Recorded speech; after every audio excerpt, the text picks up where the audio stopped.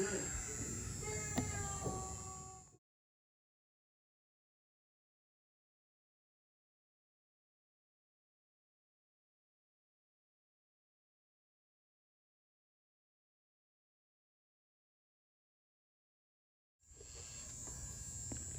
van is missing a bolt. Doesn't have that bolt, hasn't had a bolt there for a while, as you can see. Not sure what happened there, but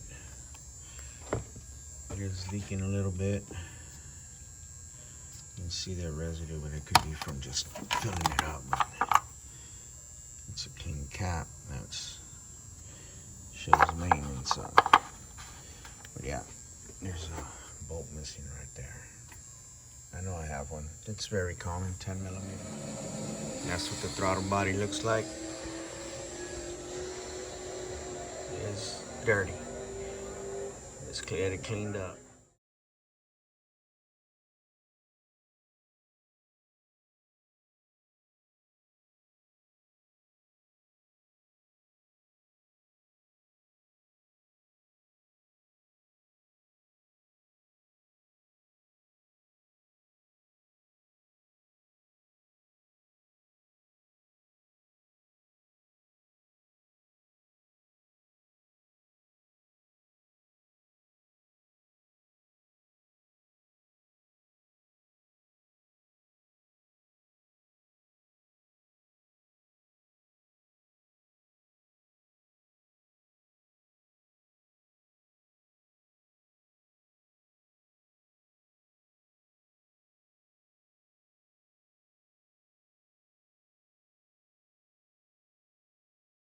Alright, let's see what it looks like down here. That's what you have inside your chambers.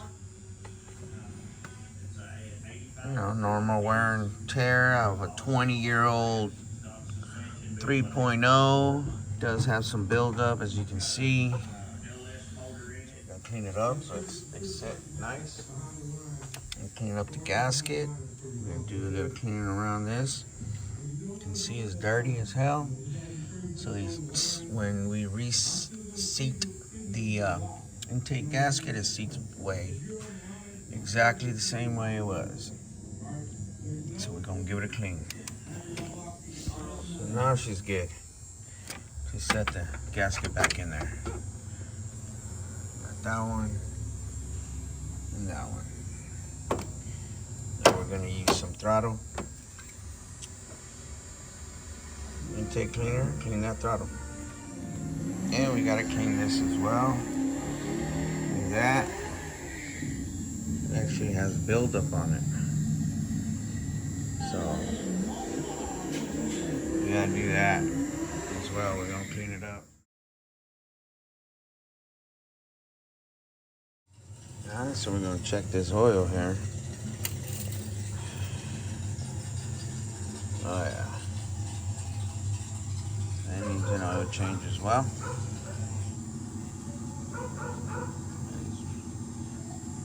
She's dirty. So I'd recommend changing the oil. But that's what we got. So let's check the trans oil.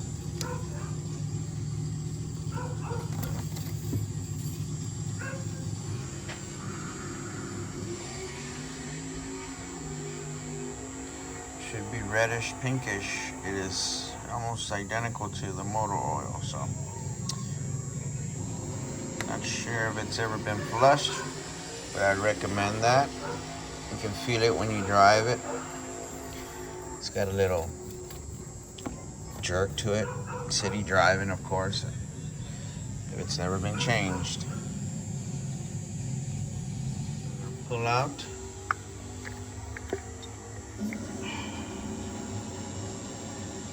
Bad.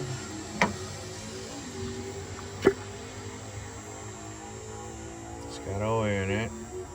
That oil comes from a small leak. The valve cover gasket has the rings that go here. Alright, see, that's the way it should be. So front ones you go.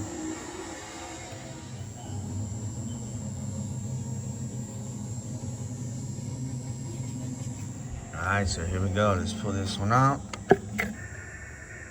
That's clean. Still not giving you problems. That's clean. Yeah, it's even warped. Alright, that's clean. Alright, so that's not leaking. The only wet I see is right there. Right there around the where it gets fastened down. I will put my rag back here, like so, right there. Give it a rub, and there's no leak. It looks more like, you know, it's nothing bad. So this one's not leaking at all.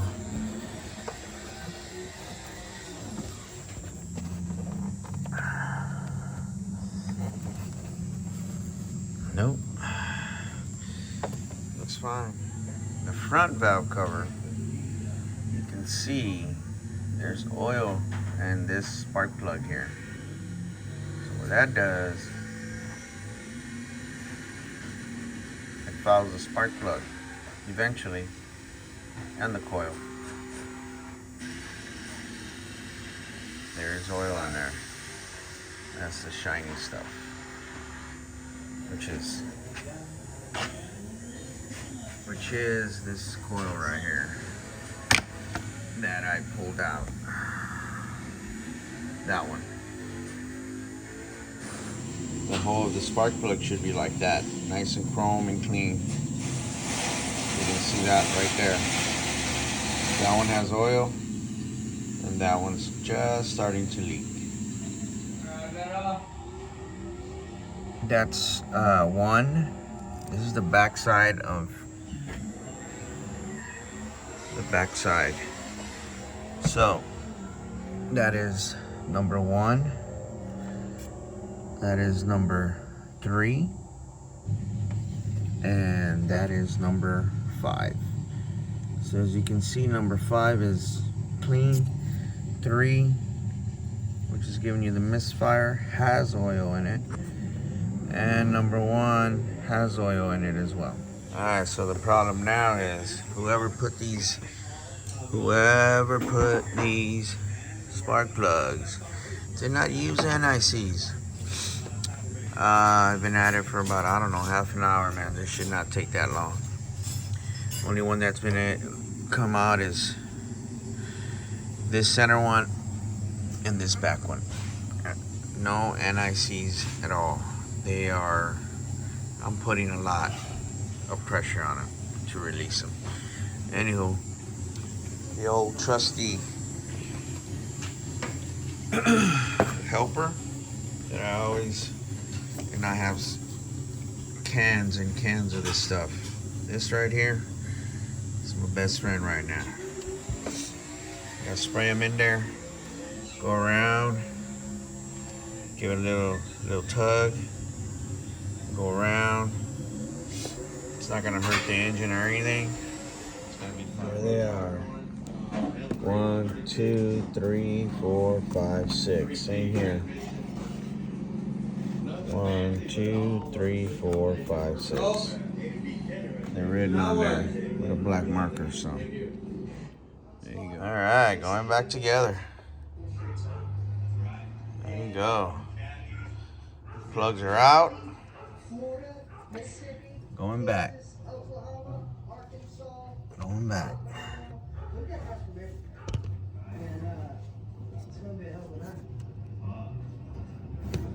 Going back. Being gapped at that 54 mark. Then going back in.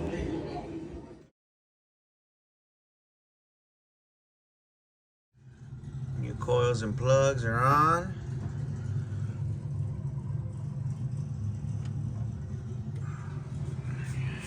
Going back together.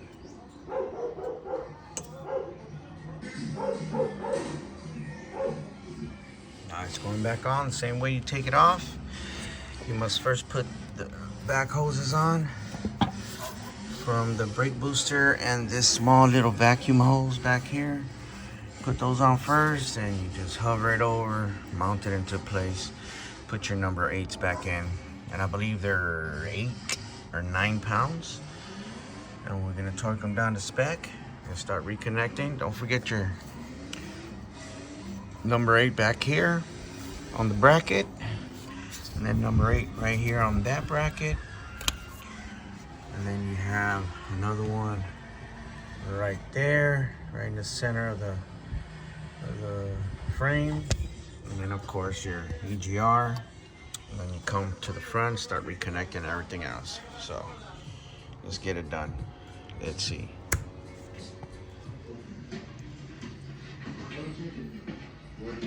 So there it is, all put back together. I'm just gonna connect the battery, crank it over. What I like to do to these older models, put a couple of ounces of this, just to make it run a little bit better. The reason why is because I have it in my possession for either a few days or maybe even a week. And it's just sitting here. I drop a couple ounces, Wally World, Lucas Fuel, injector cleaner, measure it, put about 4 to 6 ounces in it, and crank it over. All right, so here's one of the things, right? When you get a car, little tip: when you buy a car, put your key forward.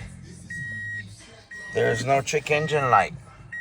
Okay, you should have a check engine light. It does not. So that tells you that this at one point somebody removed either the light, because I believe all cars have that, especially a 2003. There it is, and she's good to go. There it is, in all her glory, ready to roll down to San Antonio.